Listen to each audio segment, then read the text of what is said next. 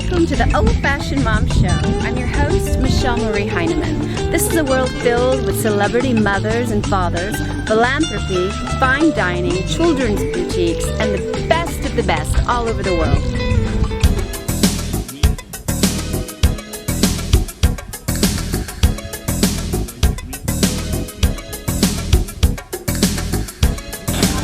Life is good, life is good.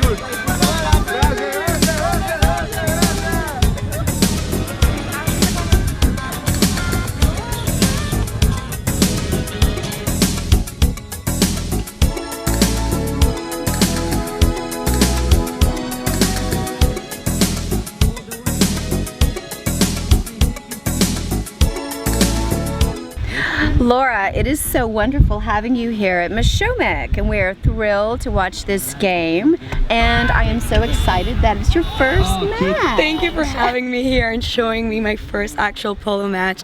I'm so excited to be here, and I love how it brings all the family together. Well, actually, she just It does bring the family together, 100%. It does. Polo is so rich in tradition, and usually it's a sport that's handed down from generation to generation. Although I must say, today polo is becoming more mainstream. You know, schools are introducing polo to the students, which I really think is wonderful. You know, exposing the children with the animals, and as an equestrian, there's nothing better than bonding with an animal and, you know, having that trust factor.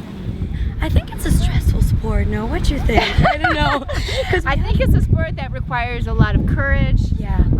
I think it's an ambitious sport. I mean, obviously, I think there is risk involved, so you always want to be mindful of that. It's an aggressive sport, no doubt, but it's a fascinating sport, and what I love about it is, having been to Argentina several times, and especially, you know, watching the last match in Buenos Aires, they are so fierce and fearless, you know, with how they play and, you know, how they love their animals and bond with their animals, and I love polo.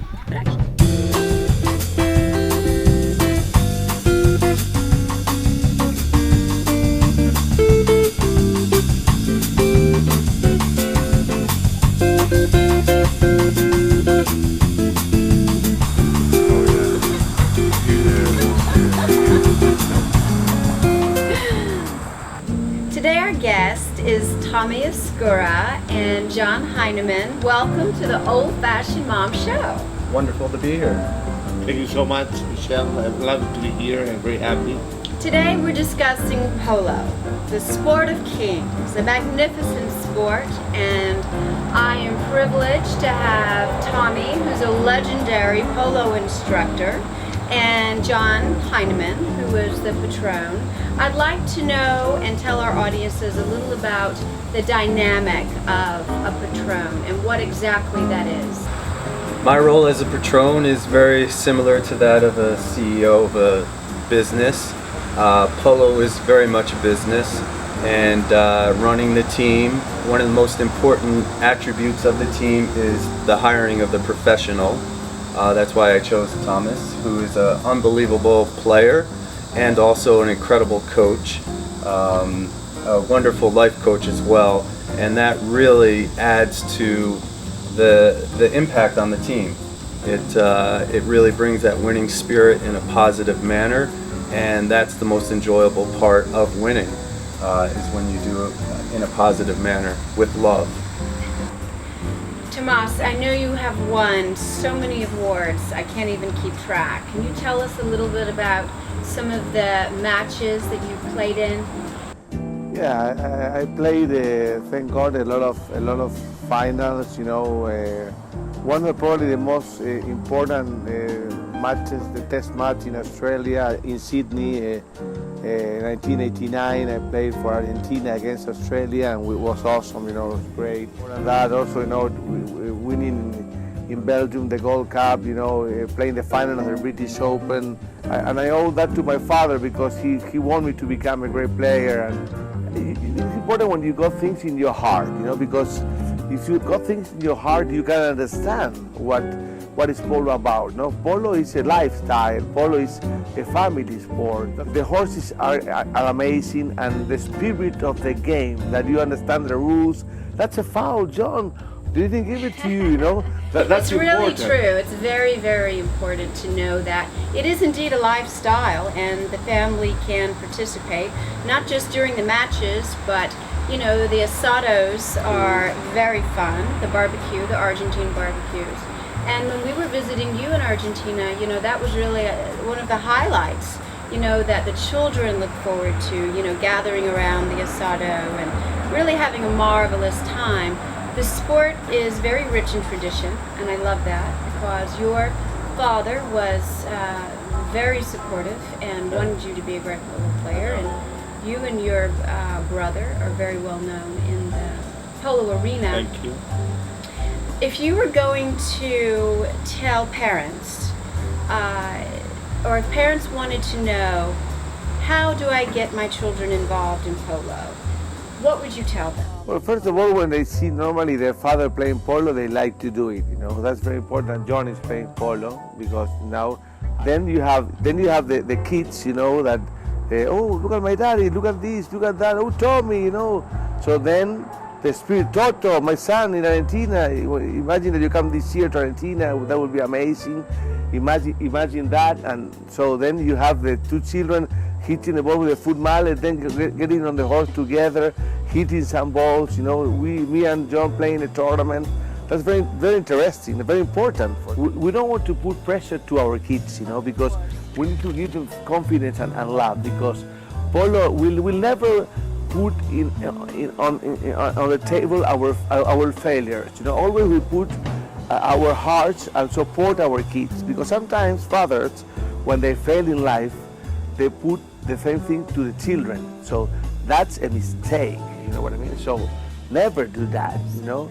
Never do that. Always give I love you that you're playing polo. You are the man, awesome, great. It's very important that, you know? At first you would begin riding. Riding is the most important thing for a child and for the safety of your child in the sport of polo. So you would begin riding and riding as much as possible, and then you would begin, you know, hitting them out with the ball on the horse. And the wonderful thing about the sport of polo is you can build up to that 40-goal level. You can start off playing 4-goal polo, doing exhibition games, and there are many young children at the age of 11, 12 playing in 4-goal polo. There's, you know, 13, 14-year-olds playing 8-goal polo. So they can build up and step their way up the ladder to that Argentine Open, which is 40-goal polo. Which is wonderful. Which is what a amazing. dream. That's Amazing. Currently, Adolfo Cambioso is #1 in the world.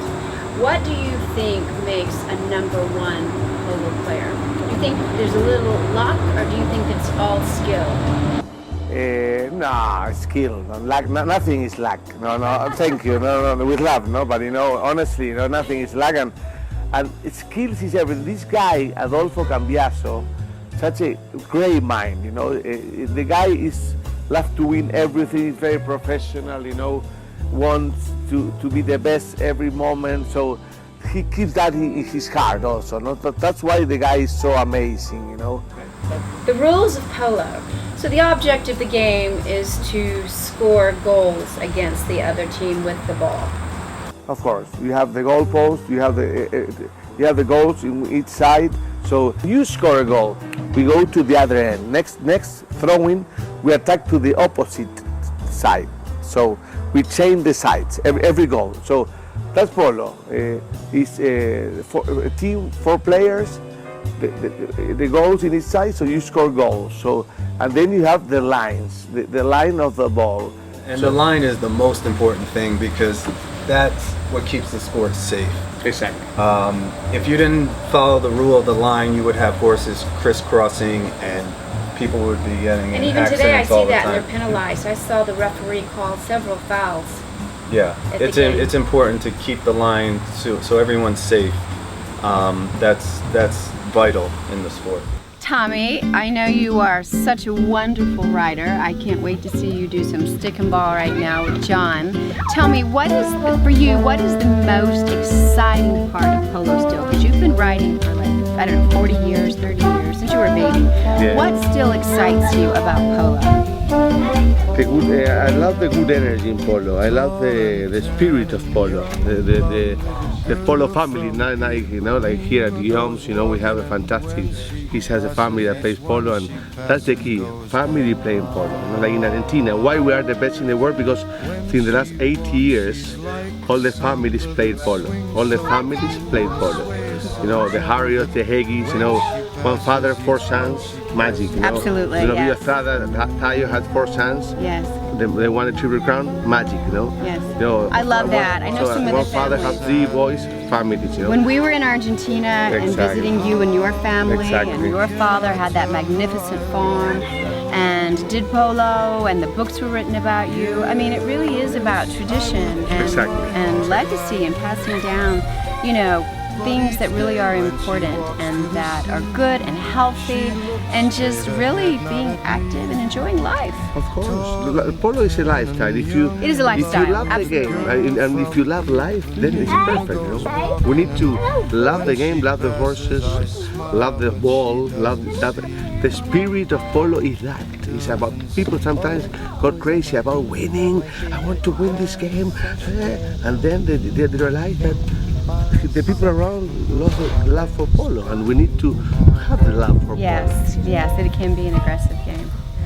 It's such a beautiful sport. Everything from the ponies to the attire to the men to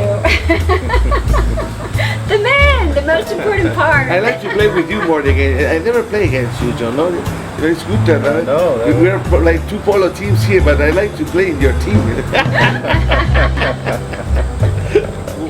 Well, we all love polo. We're all in agreement to that. So thank you so very much for coming on the Old Fashioned Mom Show. Thank you so much. Wonderful. Thank you so much, Michelle, Marie. I appreciate that. Thank you. Thank you, John. Thank you.